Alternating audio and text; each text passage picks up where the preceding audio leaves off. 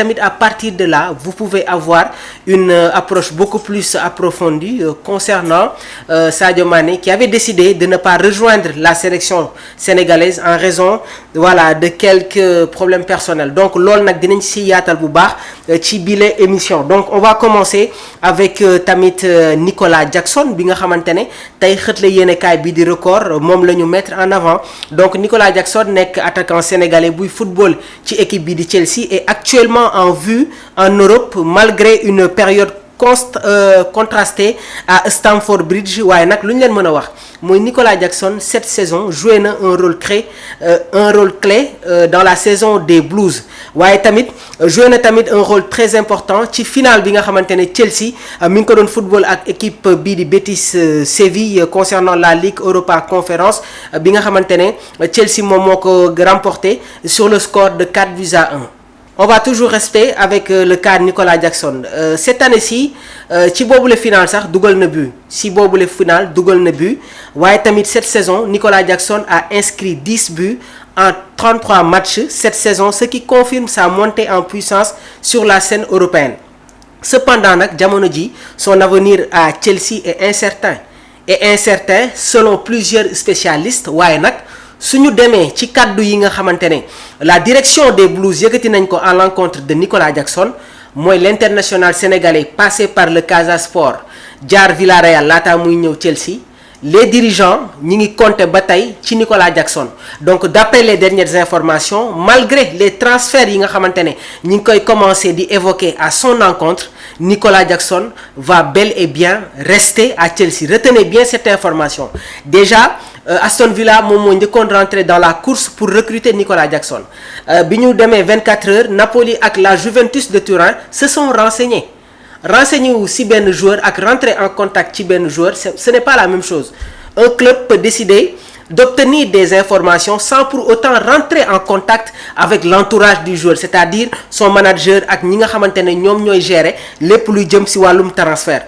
Waaye tamit le FC Barcelone gis nañu ay informations yi nga xamante ne ñi ngi commencer di circuler. Donc cependant son avenir à Chelsea reste certain. Rectification boobu noonu moom laay indi bien que le club londonien souhaite respecter son contrat jusqu'en 2033. Donc Nicolas Jackson bi muy jugee Villarreal di ñëw fi nga xamante ne moom mooy Chelsea dafa signer un contrat buy dem ba 2033 donc jaay ko du nekk loo xamante ne dafay simple. Waaye tamit ce qu'il faut savoir mooy Nicolas Jackson Enzo Maresca daf ko wóolu.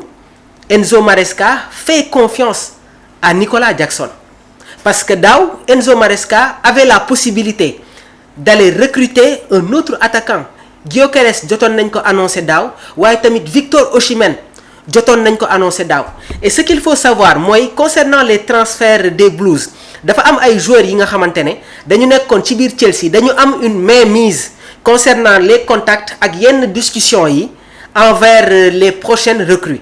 Ce n'est pas pour rien ñuy gis des sorties répétées de John Obi Mikel. Nicolas Anelka jot na yëkkati sax ay kàddu concernant yenn transferts yi waaye tamit ak Didier Drogba. Donc anciens joueurs africains yu Chelsea yi dañuy faciliter yenn transferts yi nga xamante ne Chelsea daf koy bëgg a amal mais li wóor ba wóor mooy Nicolas Jackson va bel et bien rester au sein des Blues. Léegi nag je pense qu'il n'y a pas photo entre Nicolas Jackson ak Delap. Déjà ce n'est pas le même profil.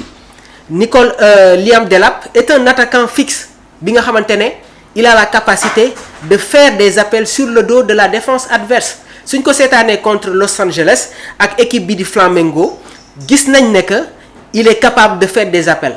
Par rapport à Nicolas Jackson qui a beaucoup plus cette polyvalence parce que nekk na attaquant boo xamante ne il est capable de décrocher, faire des appels, orienter le jeu à sa façon.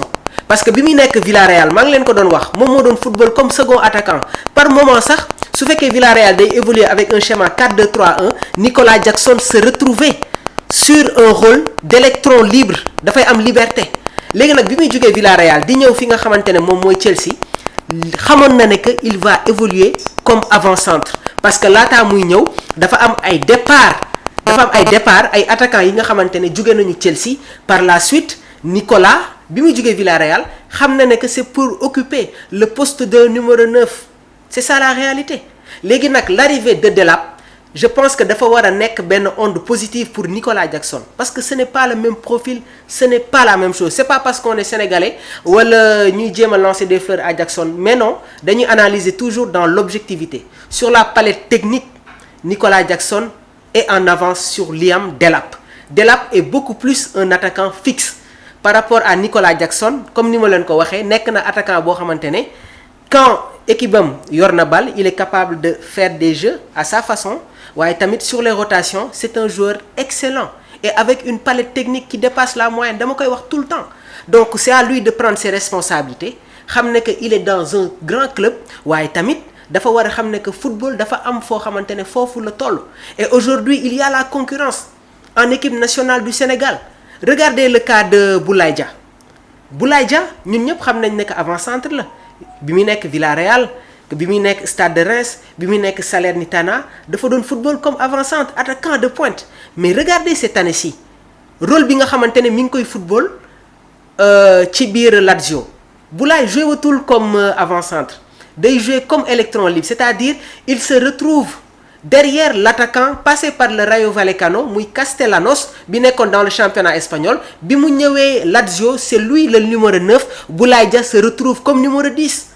Donc football da ngay adapté wu à des nouveaux profils waaye ak nouveaux registres yi nga xamante ne coach yi dañ koy bëgg a mettre en place. Foofu le football toll.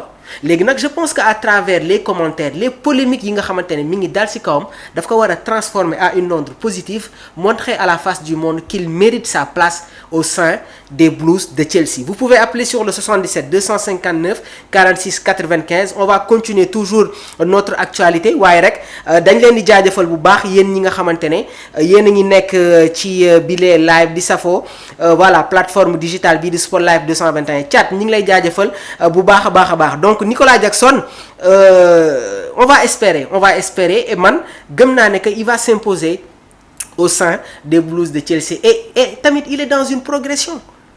Nicolas Jackson mi ngi progressé wu par rapport ak bi mu jugee Villarreal ak depuis bi mu ñëwee ci équipe bi nga xamante ne moom mooy Chelsea.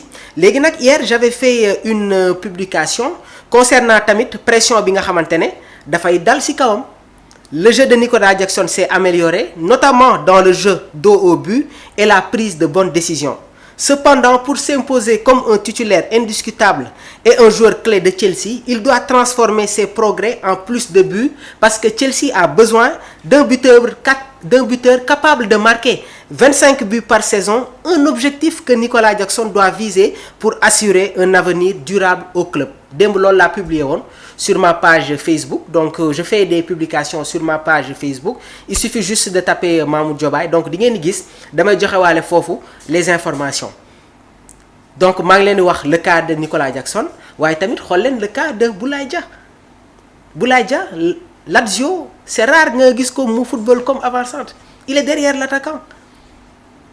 On va être dans la continuité, on va espérer que mu retrouver waat cette sensation waaye tamit être très décisive avec les Blues de Chelsea. Autre information muy concerner le milieu de terrain de Tottenham, Pape Matar Sarr.